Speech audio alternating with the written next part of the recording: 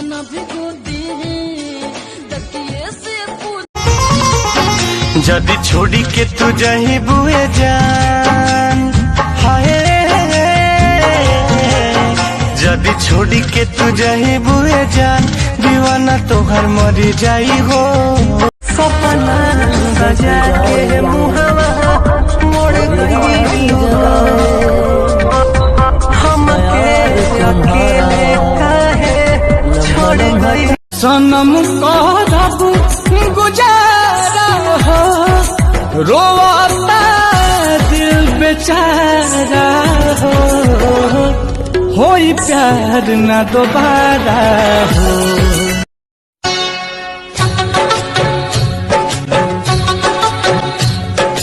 आप जो मेरे नीत न होते, फोटो पे मेरे गीत न होते।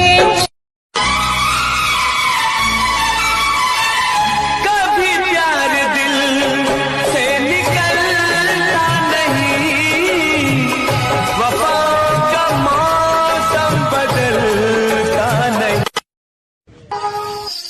जब मेरे जिस्म पे मौत का पहरा होगा, हर लम्हा मेरी आखिरी सांस के लिए ठहरा होगा, उस वक्त भी तुम्हारा नाम होगा मेरे होंठों पे, और मेरी आंखों में बस तुम्हारा ही चेहरा होगा।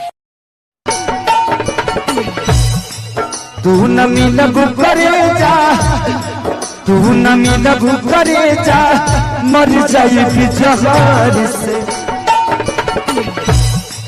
तू न मिलब सुतलो पाओ करना मिलते हुई चैन हो, हरे घड़ी हमारे ला होई बेचैन हो। अखिया के कजारा धोवत खुश न रहबे कहियो दे दोसरा के कोरा रे, खुश न रहबे कहियो दे दोसरा के कोरा रे, याद आई पहिल का मेरा बदले तोरा रे। नइखे आवाज हमारा बोलिया में, तो छोड़ के जात बाड़ू जान तू ता नई दिलवा के तू ही अरमान, वादा काहे तोड़ देली गे,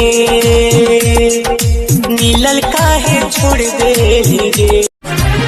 प्यार के फूल सूखल नफरत वाला घाम से, बदनाम भइनी रानी तुहरे नाम से, बर्बाद करके जिए।